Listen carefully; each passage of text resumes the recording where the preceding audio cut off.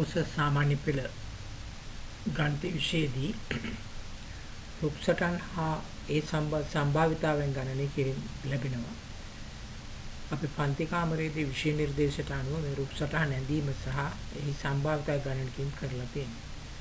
අපි මෙම තිරේ දැක්වෙන වීඩියෝ පටයෙන් කතා කරන්නට යන්නේ පසුගිය අපොස සාමාන්‍ය පෙළ විභාගයේදී ප්‍රශ්න පත්‍ර වලින් ඔබට ලබා දීලා තිබුණු ඒ ප්‍රශ්න කොයි ආකාරයෙන්ද විසඳන්නේ කියලා බලන්න. අපි ඒ ප්‍රශ්න විසඳන අතරතුර ඒවා විසඳන ආකාරයන් රූපසටහන් නැදීම් වගේ දේවල් ගැන සාකච්ඡා කරමින් ඒවා විසඳමු.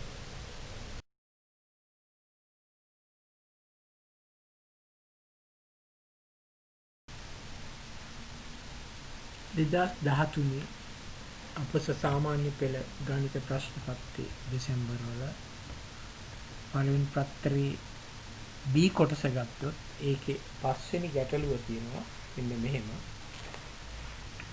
වෛද්‍යවරේ තම සායනීය වෙත පැමිණි පුද්ගලෙක් එක්තරා රෝගයක් වැළඳී ඇතැයි සැක කරයි. රෝග ලක්ෂණ අනුව එම පුද්ගලයාට රෝගය වැළඳී තිබීමේ සම්භාවිතාවය 7න් 5ක් බව වෛද්‍යවරයා දනී. 1. පහත ඇඳ ඇති අසම්පූර්ණ රුක්සටහනේ අදාළ සම්භාවිතාව ලියා දක්වන්න. ඒකේ තියෙන්නේ වැළඳී තීම හා නොවැළඳීම කියලා හිතන් ඉරි දෙක අදින විදිහට ඇඳලා මේ දෙක ලකුණු කරලා තියෙන ඊටුරුව සම්පූර්ණ කරන්න. ඒකේ කියන කවුරුරටත් මෙම රෝගයේ නිශ්චය සඳහා යොදා ගැනීම මූලික රුධිර පරීක්ෂා සමහර අවස්ථාවලදී වැරදි ප්‍රතිඵල ගෙන දෙයි. අතීත අත්දැකීම් අනුව මේ පරීක්ෂාවේදී රෝගයේ වැළඳී ඇති පුද්ගලයාට රෝගයේ නොමැති ලෙසට වැරදි ප්‍රත්‍යක් ලැබීමේ සම්භාවිතාව 8න් 1ක් වන අතර රෝගයේ නොවැළඳී ඇති පුද්ගලයෙකුට රෝගයේ වැළඳී ඇති ලෙසට වැරදි ප්‍රතිඵලයක් ලැබී සම්භාවිතාව 16 2 අහනවා ඉහත රුක්සටහන් දීර්ඝ කොට අදාළ සම්භාවිතා ලියා දක්වන්න. 3න් කියනවා සායනීය වෙත පැමිණි මේ පුද්ගලයා රුධිර පරීක්ෂාවට පෙනී සිටියහොත් එහිදී ලැබෙන රුධිර පරීක්ෂා ප්‍රතිඵලයේ නිවැරදි වීමේ සම්භාවිතාව සොයන්න. අපි ඉස්සෙල්ලා මේ රුක්සටහන ඇඳලා ඒක හොයන්න බලමු. දැන් පළවෙනි රුක්සටහන ඇඳීම කරන්නේ දීලා තියෙන රුක්සටහනේ ගත්තොත් ඒ කියනවා රෝගී වැළඳී තිබීමේ සම්භාවිතාව 7න් 5. ඒතර වැළඳී තිබීමට 7න් 5 දානවා. එතකොට නොවැළඳීම 7න් 2යි. ඒතර වැළඳී තිබිලා රුධිර පරීක්ෂණය කරනකොට වැරදි ප්‍රතිඵලය ලැබීම වැළඳී තිබිලා වැරදි ප්‍රතිඵලය ලැබෙනවා නම් 8න් 1.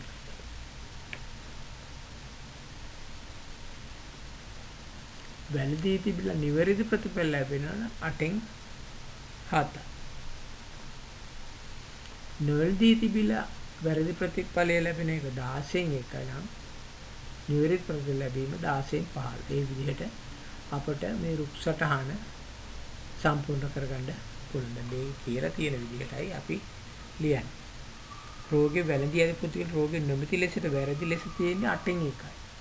ඒ 8න් 1 දැම්මා දෙවෙනි රුධිර පරීක්ෂණයේ වැළඳී තියෙන කෙනෙකුට. දැන් නිවැරදි වෙන්න 8න් 1 නම් ඒ 8න් 7 වෙන්න ඕනේ. රෝගේ වැළඳී ඇති පුද්ගල රෝගේ වැළඳී ඇති ලෙසට වැරදි ප්‍රතිඵලය දෙනවා නම් ඒක 16න් 1යි. එතකොට වැළඳී එකේ එක්කිනාට පළවෙනි එකේදී රුධිර පරීක්ෂා කරන 16න් 1යි. නිවැරදි ප්‍රතිඵලය 16න් 15. රුක්සටහන ඒ විදිහට සම්පූර්ණ කරගන්න. සායනීය වෙත පැමිණි පුද්ගලයා රුධිර පරීක්ෂාවට පෙනී සිටියොත් එහිදී ලැබෙන රුධිර පරීක්ෂා ප්‍රතිඵල නිවැරදි වීමේ සම්භාවිතාව. නිවැරදි වීමේ සම්භාවිතාව හොයන්න අපි ගමු. දැන් වැළඳී තිබිලා 7න් 5යි නිවැරදි වෙන්න නම් 7න් 5 එක්කන 8න් 7 එක වැඩි වෙන්නේ. නිවැරදි වෙන්න. ඒකට එකතු වෙන්න නොවැළඳි වෙච්ච එක නිවැරදි වෙන්න එක නම් 7න් 2 වැඩි කිරීම 16න් 15. ඒ දෙක එකතු කරාම අපිට එනවා 8න් 5 ධන 56න් 15. ඒක සුළු කරාම අපිට 56න් 50 නැත්නම් 28න් 25 කියලා සම්භාවිතාව. මේක කල්පනා කරලා තියෙන ගාන දිකට තියෙනවා ගාන දෙක තියුණාට කියවලා තේරුම් ගත්තාම හදන්න හරි පහසුයි. අපි ඊටු කොටසට යමු මේකෙන් පස්සේ.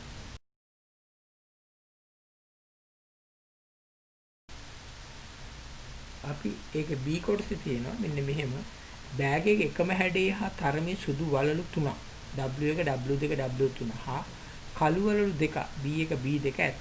ගැහැණු ළමෙක් බෑගෙන් අහඹු ලෙස වලල්ලක් ඉවතටගෙන ඒ ආපසු බෑගෙට නොදමා තවත් වලල්ලක් අහඹු ලෙස ඉවතට ගන්න.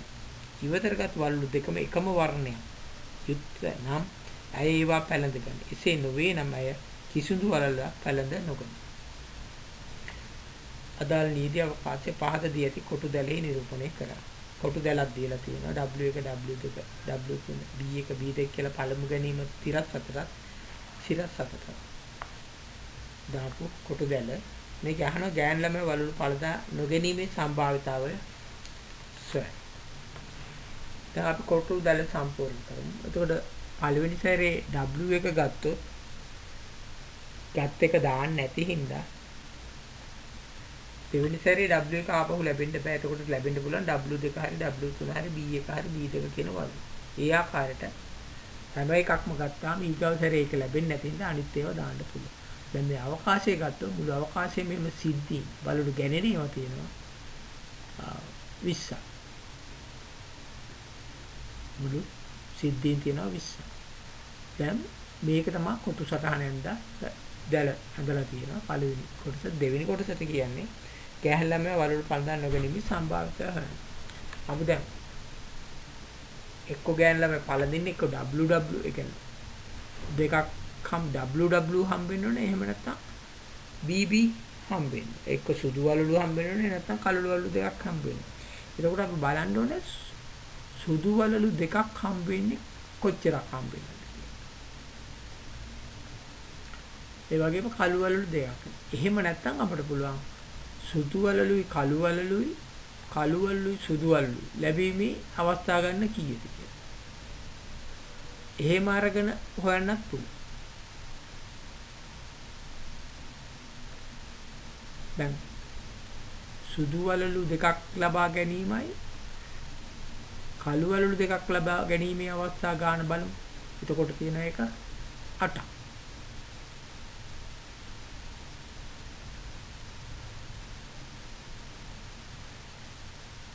ඒ කියන්නේ සුදු ඒවා ගන්න පුළුවන් 6ක් වෙනවා සුදු දෙක ලැබෙන විදිහවල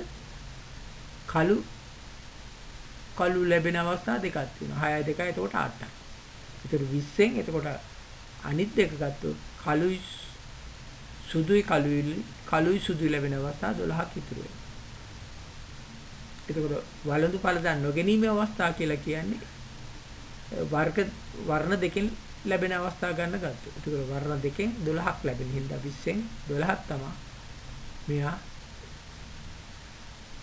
වලලු පළඳා නොගැනීමේ සම්භාවිතාව එන්නේ.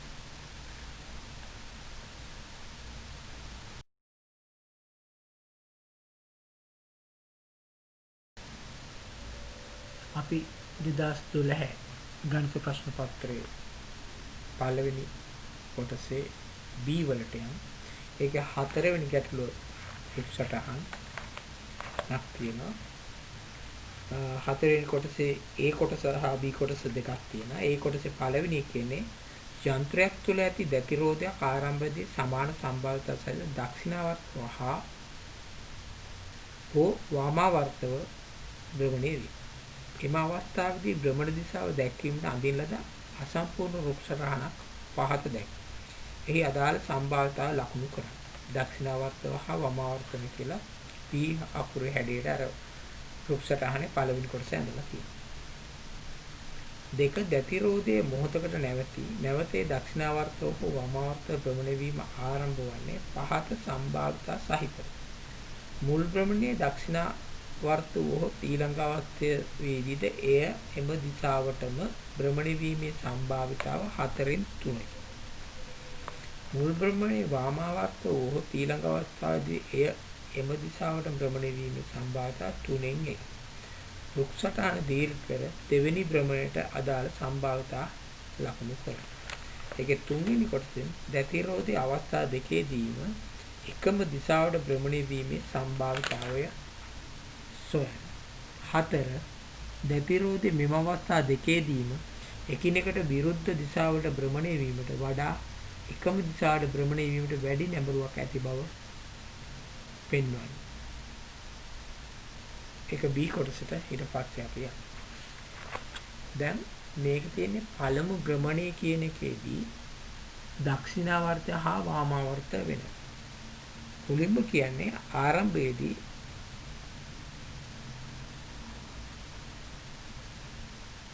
සමාන විදිහටයි භ්‍රමණය වෙන්නේ. ආරම්භයේදී සමාන සම්භාවිතාවකින් දක්ෂිනාවර්තය හා වාමාවර්තය. ඒ හින්දා පළමු භ්‍රමණය දක්ෂිනාව වාර්තා සම්භාවිතා භාග විදිහට එනවා. එතකොට දෙවනි භ්‍රමණය තියෙන්නේ දක්ෂිනාවර්ත වෙලා දක්ෂිනාවර්ත වෙනවා නම් සම්භාවිතා 4න් 3යි වාමාවර්ත වෙනවා නම් 4න් 1යි. වාමාවර්ත වෙලා දක්ෂිනාවර්ත වෙනකොට වාමාවර්ත වෙලා වාමාවර්ත වෙනකොට 3න් 1. එහෙම නම් දක්ෂිනාවර්ත වෙනකොට 3න් 2. ඒක අපිට හදා ගන්න පුළුවන්. මේ විදිහට දෙවන භ්‍රමණය සඳහා අපට රුක්සරහන දීර්ඝ කරලා සම්භාවිතාවයන් දක්ෂිනාවර්ත වෙලා දක්ෂිනාවර්ත 4න් 3යි දක්ෂිනාවර්ත වාමාවර්ත වෙනකොට 4න් 1. වාමාවර්ත වෙලා වාමාවර්ත වෙනවා නම් 3න් 1යි වාමාවර්ත වෙලා දක්ෂිනාවර්ත වෙනවා නම් 3න් 2යි කියලා අපිට ලියන්න පුළුවන්.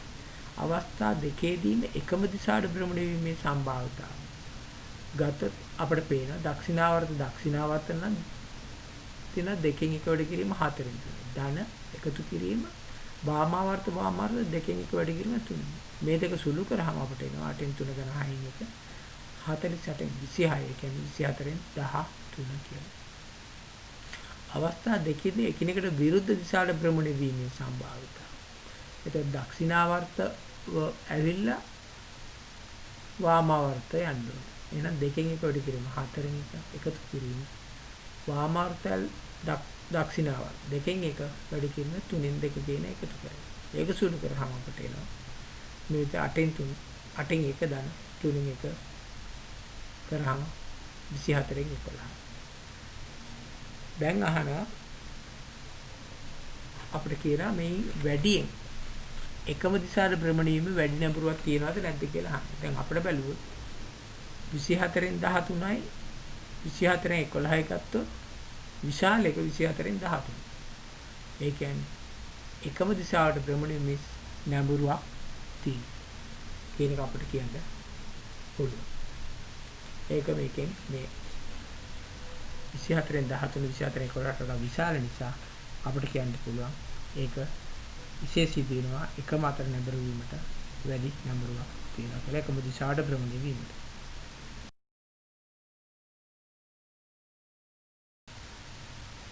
ඒකේ B කොටසෙන් කියන්නේ අංක 1 සිට 4 තෙක් අංක යෙදු නොනැඹුරු චතුස්තලාකාර ධාතු කැටයක් හා සාධාරණ කාසියක් එකවර උඩ දමනු ලැබේ. ධාතු කැටයේ ඔත්තේ සංඛ්‍යාව හා කාසියේ සිරස ලැබීමේ සම්භාවිතාව සොයන. දැන් මේකෙදි බලන්න චතුස්තලයේ තියෙන්නේ පැති 4යි 1 2 3 හා 4 කියන එක. කාසියේ තියෙන්නේ සිරස හා අගය. දැන් ධාතු කැටයේ ඔත්තේ සංඛ්‍යාවක් හා කාසියේ සිරස ලැබීමේ සම්භාවය. ඒ ඔත්තේ සංඛ්‍යාව කියන්නේ 1යි 3යි විතර. ඒකට 4න් 2ක් ඔත්තේ ලැබෙන්න පුළුවන්. චතුස්තලය.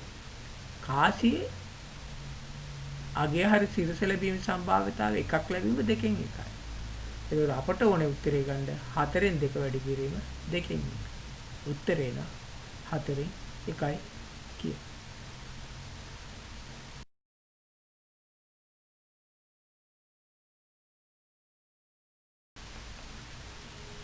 අපි 2011 ගණිත පළවෙනි ප්‍රශ්න පත්‍රයේ B කොටසේ 4 වෙනි ගැටලුවට යමු.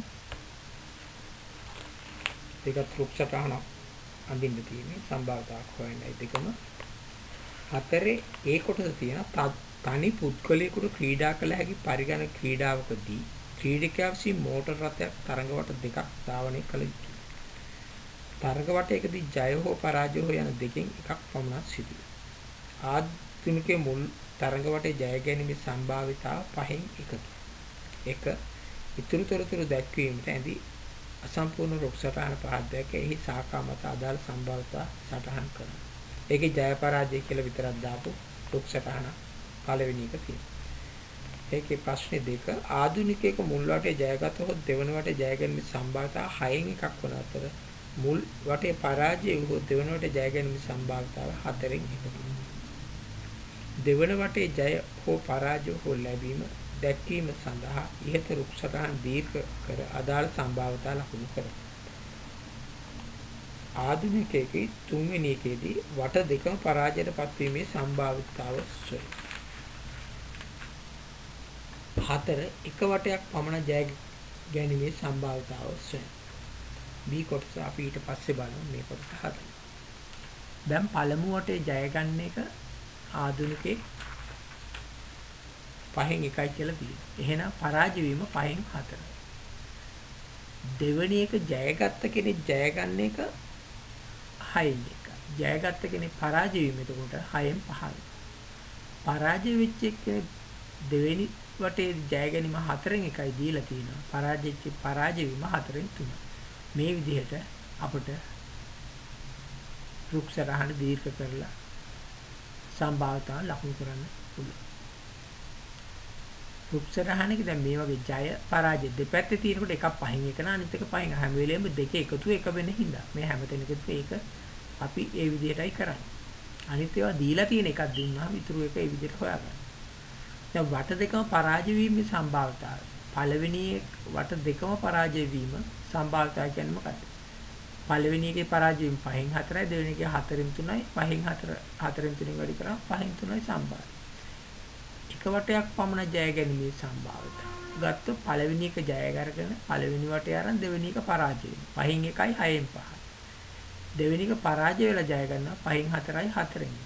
එතකොට ඒක සුළු කරා 5න් 1 වැඩි කිරීම 6න් 5 එකතු කිරීම 5න් 4 වැඩි කිරීම 4න් 1 සුළු කරාට පස්සේ 6න් 1 ධන 5න් 1 කියන්නේ 30න් 11 කියනවා.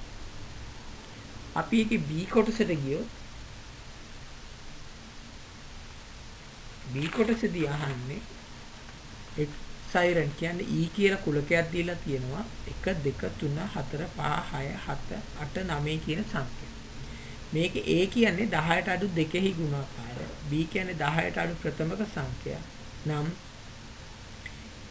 A මේලය P හි අනුපූරක කුලකය එහි අවයව සුරෙන් ලියන්න. දැන් අපි බලමු E කියන එක ලිව්වොත් 1 2 3 4 5 6 7 8 9 ලිව්වා. එතකොට අපි A කියන්නේ 10ට අඩු 2 ගුණාකාරය. එහෙනම් 2 4 6 8. ඊට පස්සේ B කියලා කියන ප්‍රථමක සංඛ්‍යා. 2 3 5 7. එතකොට A මේලිය B කියලා කියන්නේ. අපිට ගත්ත 2 3 5 7 තියෙන්නත් ඕනේ. 2 4 6 8 තියෙන්නත් ඕනේ. මේ දෙකේ ඔක්කොම තියෙනවා 2 3 4 5 6 7 8 කියන කුලකේ. එතකොට මේකේ අනුපූරකය ගත්තොත් ඒ කියන්නේ මේකට E වල තියෙන එකේ A මේලේ B වල තියෙන ඒවා අඩු වුණා. තමා A මේලේ අනුපූරකය අපට නේ. A මේලේ B වල නැති ඉතුරු ඒවා ගත්තොත් තියෙන්නේ E වල 1යි 9යි විතරයි.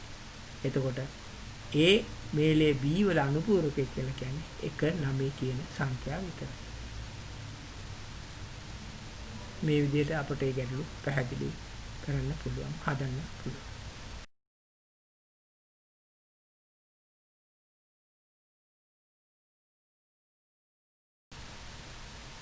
අපි 2010 ගණිත ප්‍රශ්න පත්‍රය ගත්තොත් ඒකේ පළවෙනි ප්‍රශ්න පත්‍රයේ B කොටසේ 4 වෙනි ගැටලුවේ A කොටස එක්තරා විදුහලකට ඇතුළු වීම සඳහා ආයෝජන කර ශිෂ්‍යයෙකු එම විදුහලට තෝරා ගන්න ලැබීමේ සම්භාවිතාව 5න් 3ද එසේ තෝරා ගනු ලැබූ ශිෂ්‍යයෙකු ඉංග්‍රීසි මාධ්‍ය ඉගෙනීමේ සම්භාවිතාව 3න් 1ද වේ. එක ඉහත තොරතුරු දැක්වීමට ඇදී රුක් සටහනක කොටසක් මෙහි දී ඇත. ඒ ඉතිරි කොටස සම්පූර්ණ කර සාකා මත අදාළ සම්භාවිතාව දක්වන්න. මේක දීලා තියෙන්නේ තෝරා ගන්නු ලැබීම, තෝරා ගන්නු නොලැබීම කියන රුක් සටහන විතරයි සම්භාවිතාව දීලා නැහැ. අර උඩින් දීලා තියෙන ඒවා අපි ලකුණු කරගන්නවා. පස්සේ සටහනේ රූපතරහණය අපිට පේනවා තිරේ.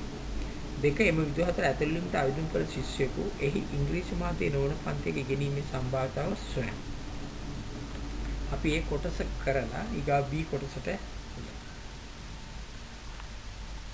එතකොට පළවෙනි එකේ තෝරා ගැනීම හා තෝරා නැගීම. තෝරා ගැනීම කියලා 5න් 3යි. නම් තෝරා නැගීම වෙන්නේ 5න් 2යි. තෝරා ගන්න කෙනෙක් ඉංග්‍රීසි මාධ්‍යයට ඇතුළු වීමේ සම්දා 3න් 1යි. ඉංග්‍රීසි මාධ්‍යයෙන් නිවීමට නම් 3න් 2යි. ওই දෙක විතරයි අපිට තියෙන්නේ. අඳින්න තියෙන ඉච්චරයිනේ. දැන් අපි බලමු මෙමරි දුහරේ ආයුධම් කළ ශිෂ්‍යයෙකු එහි ඉංග්‍රීසි මාධ්‍ය නොවන පන්තියක ඉගෙනීමේ සම්භාවිතාව හොයන්න කියලා කියනවා. කොහොමද හොයන්නේ? දැන් අපිට පුළුවන් තෝරාගත්ත කෙනෙක් ඉංග්‍රීසි මාධ්‍ය නොවන්න නම් 5න් 3යි තෝරා ගැනීම. ඉංග්‍රීසි නොවන්න නම් 3න් 2යි. එතන 5න් 3 වැඩි කිරීම 3න් 2. ඒ කියන්නේ 5න් 2යි සම්භාවිතාව. තෝරාගත් ශිෂ්‍යෙක් ඉංග්‍රීසි මාධ්‍ය නොවන පන්තියකට ඉගෙනීමේ සම්භාවිතාව. ඒකේ B කොටසේ තියෙන්නේ මේ වගේ ගැටලුවක්. ලිඛිත හා ප්‍රායෝගික යන පරීක්ෂණ දෙකටම පෙනී සිටින සිසුන් 120 දෙනෙකුගේ ප්‍රතිඵල ආශ්‍රිත තොරතුරු වෙන රූපයේ දැක්කේ. එක්සි අගය කීය? ඒකේ දෙක ඉහත තොරතුරු ඇසුරින් පහත දැක්වෙන වගුව සම්පූර්ණ කරනවා. පරීක්ෂණයේ කියනවා ලිඛිත ප්‍රායෝගික සමත් සංඛ්‍යාව අසමත් සංඛ්‍යාව ඒකේ දක්වන්නේ. දැන් 120ක් ඉන්නේ. x හොයන්න කියලා තියෙනවා. එතකොට දැන් මුළු එකේම ගන්න බාන්න කීයද ඉන්නේ කියලා. 35යි මෙතන 40යි 25යි එකතු කරලා 120න් අඩු කරාම අපිට එනවා 20. 20 කියලා කියන්නේ x වල අගය. දැන් අහන පරීක්ෂණයේ ලිඛිත කොච්චරක් ඉන්නවද කියලා. පරීක්ෂණයේ දෙකටම පෙනී සිටි සංඛ්‍යාව තමයි 120. ලිඛිත පරීක්ෂණයට විතරක් 35 දෙනෙක් ඉඳලා තියෙනවා. ලිඛිත පරීක්ෂණයට සම්පූර්ණයෙන් 75ක් ඉඳලා තියෙනවා. සමත් සංඛ්‍යාව එතකොට ඔක්කොම ලිඛිත පරීක්ෂණයේ මේ වෙන් රූප සටහනේ මේ කුලකයේ උපකුලකයේ තුල 35යි 40යි කියන ඔක්කොම ඉඳලා 75ක් ලිඛිත පරීක්ෂණේ සමත් වෙලා තියෙනවා.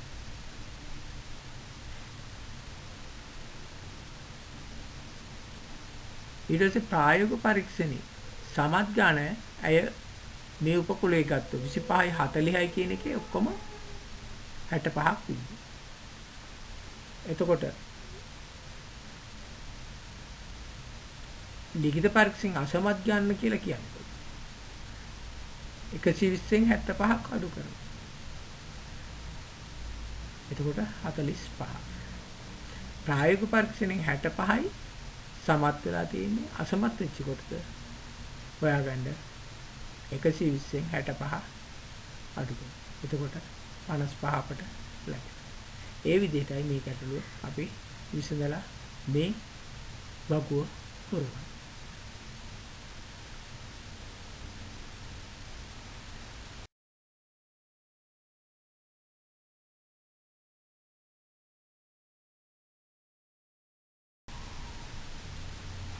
දිදාස් 9 සාමාන්‍ය පෙළ ගණිත ප්‍රශ්න පත්‍රයේ දෙවෙනි කොටසේ ඒ වලින් තමයි ප්‍රශ්න අහන්නේ රුක් සටහන් එක. ඒක හතරවෙනි ගැටලුවේ ඒ කොටසින් අහනවා. මෙන්න මෙහෙම. යතුරු කැරැල්ලක් බැලු බැලමට සමානසේ පෙන්න යතුරු පහකින් සමන්විත වේ. එහෙත් එක්තරා අගුලක් විවෘත කළ හැක්කේ ඉන් එක් යතුරකින් පමණයි. ශිෂ්‍යෙක් සසම්භාවී ලෙස එක් යතුර යොදා ගනිමින් එම අගුල විවෘත කිරීමට වැඩිම වශයෙන් දෙවරක් උත්සාහ කිරීමට තීරණය කරයි. පළමු වන උත්සාහය අසාර්ථක වූ පමණක් ඔහු නැවත වරක් උත්සාහ කරන අතර ඒ සඳහා ඉතිරි යතුරු හතරෙන් එකක් සසම්භාවී ලෙස තෝරා ගනී. 1. පළමු උත්සාහයේදීම අගුල විවෘත වීමේ සම්භාවිතාව කීයද? 2. එක් උත්සාහයේදී අගුල් විවෘත වීම හෝ විවෘත නොවීම යන සිද්ධි සහ එම සිද්ධි වලට අදාළ සම්භාවිතා දක්වන රුක් සටහනක් වගේ. 3. උත්සාහ දෙකෙන් කවර එකකදී හෝ ශිෂ්‍යයාට අගුල විවෘත කිරීමට හැකියවීමේ සම්භාවිතාව සොයන. අපි මේ කොටස හදලා B කොටසට යමු.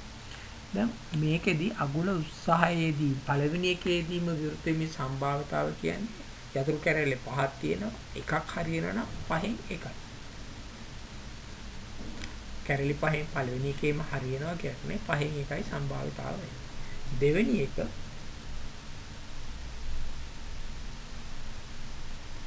රුක්ෂ ගහන ඇති. ඒතර පළවෙනි එකේ විවෘත වීම පහෙන් එකයි නොවීම එතකොට පහෙන් හතරයි. එතන නොවුනොත්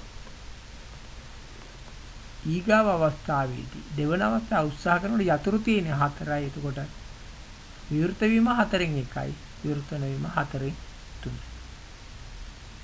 ඒ විදිහට සම්භාවිතා රූපය අපට රුක්සරහන අඳින්න පුළුවන්. කවර අවස්ථාවේදී විවෘත කිරීමේ සම්භාවිතාව. ඒ කියන්නේ පළවෙනි එක එනවා 5න් 1යි.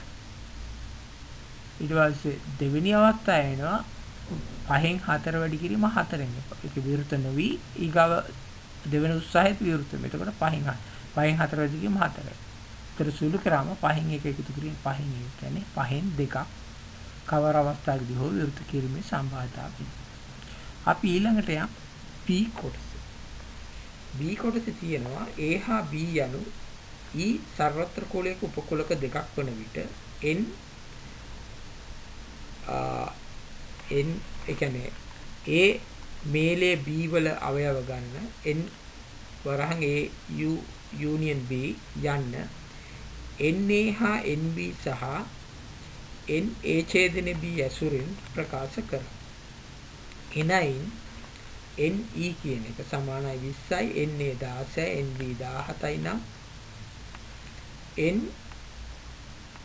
මේලේ B වල අනුපූරකය එක බව දී ඇති විට N A ඡේදනයේ B සොය.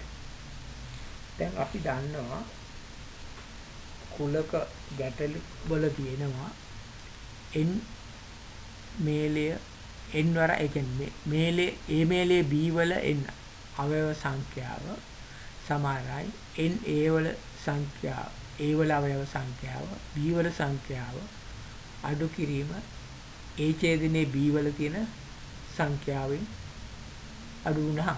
දැන් එතකොට මේක තමයි සූත්‍රයේ ඕන සූත්‍රය අපිට.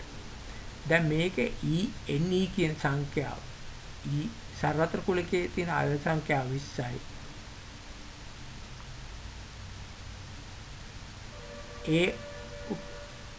A මේලේ B වල අනුපූරකයේ අවයව සංඛ්‍යා 1 වන විට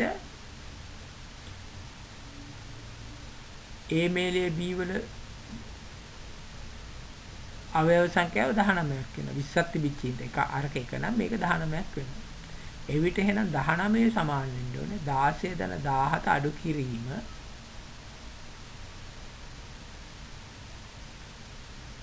n වර A ඡේදනයේ B වල අවයව සංඛ්‍යාව. එතකොට n A ඡේදනයේ B අවයව සංඛ්‍යාව සමාන නම් මේක සුළු කරාම 33 අඩු කිරීම 19 කියන්නේ 14. මේ විදිහට ඒ ගැටලුව අපිට සුළු කරන්න පුළුවන්. මුලින්ම මේ n A ඡේදනයේ B වල අවයව සංඛ්‍යාව සමානයි NA ධන NB ඍණ N A ඡේදනයේ B කියන එක මතක තියාගන්න නම් පුළුවන්. මේක ඒ වගේම තියෙන N ඡේදනයේ කියන එකටත් මේකෙන්ම ගන්න පුළුවන්. මේ NE දීලා තියෙන හින්දා අනිත් ඒවා අපිට දීලා තියෙනවා NB හා NA අගයන් දීලා තියෙනවා NE දීලා. එතකොට N මේලේ B වල අනුපූරක එකවන විට හොයන්න දුන්නා මේ වගයන් ආදේශ කරලා හොයන්න පුළුවන්. මේවා ඉතින් පහසුයි. මේවා මතකින් කරන්න පුරුදු වෙන්න.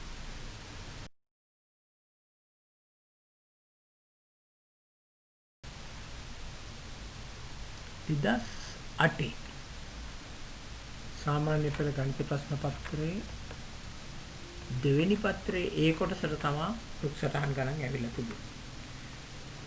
ඒකේ 12 වෙනි ගාන මේ විදිහටයි තියෙන්නේ. එක්තරා නිලධාරියෙකු දිනපතා කාර්යාලයට යන ගමනේදී පළවෙනි කොටස දුම්රියෙන් ගොස් දෙවෙනි කොටස පයින් හෝ කුලීරියකින් හෝ යයි.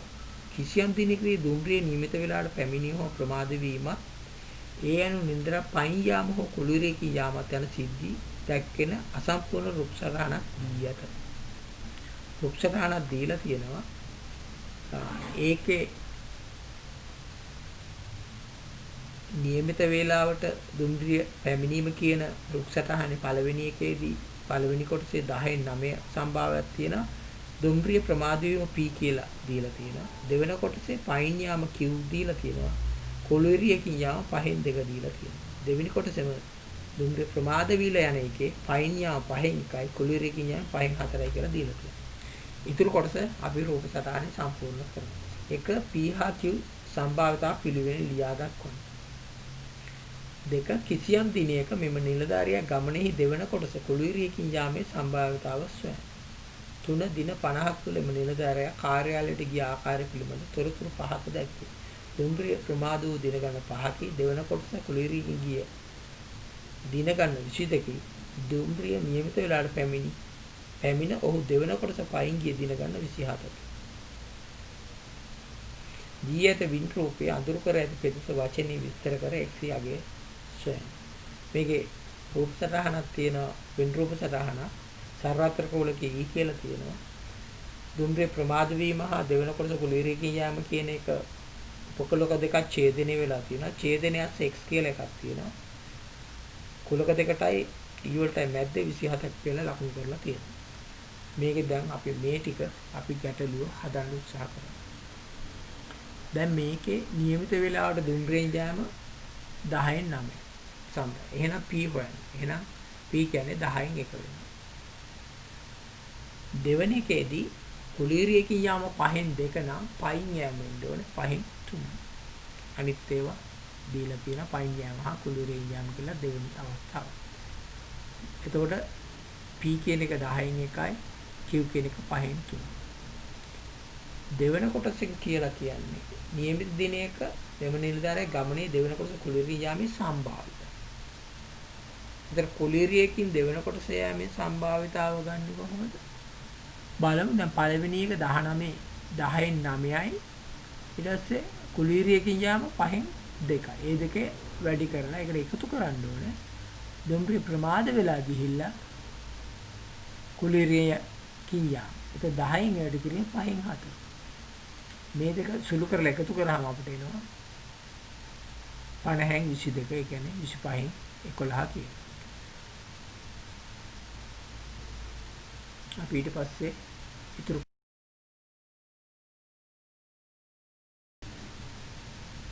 මේකෙදි දෙවෙනි කොටසෙන් දීලා තියෙන්නේ දින 50 තුළ නිලධාරියා කාර්යයට ගිය ආකාරය පිළිබඳ තොරතුරු. දුම්රිය ප්‍රමාද වෙන දින ගන්න 5යි. කුලීරියකින් ගිය දින ගන්න 22යි. નિયમિત වේලාවට පැමිණ ඔහු දෙවන කොටස පයින් ගිය දින ගන්න 27යි. දැන් මේවා අපි මේ වෙන් රූප සටහනේ දාමු. දැන් දින 50ක් තමයි මෙයා මේ ගමනේ යන්නේ. එතකොට x කියලා තියෙන්නේ මේ දෙකම දෙවන කොට කුලීරියකින් යන එකයි ප්‍රමාද වෙච්ච දින ගන්නවා. දෙකටම ආйти x. දැන් අපි බලමු දුම්රිය ප්‍රමාද දින ගන්න කියලා කියන්නේ 5යි. එතකොට මේ ඒ කොටසේ 5 තියෙනවා. ඒ වගේම කුලීරියකින් ගිය ගන්න 22යි. දෙවන කොටස පයින් ගිය ගන්න 27යි කියලා තියෙනවා. දැන් අපිට පුළුවන් මේක අඳුරු කරලා තියෙන පෙදෙස කියන්නේ මොකද්ද?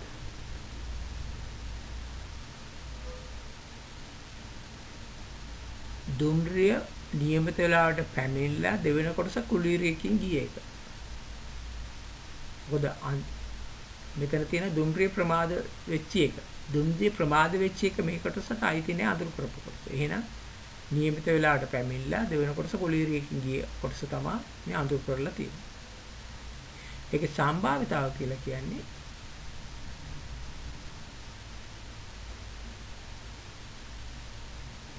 ඒක අපි ඒ ගිය දින ගන්න හොයන්න පුළුවන්.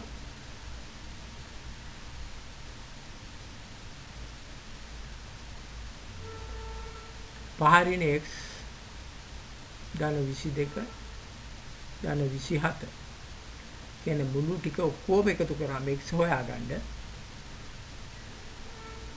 අපිට පුළුවන් 50ට සමාන කරලා. එතකොට x සමාන වෙනවා 7. ඒ කියන්නේ x කියන එක 4. ප්‍රමාද වූ දින ගණන 4යි.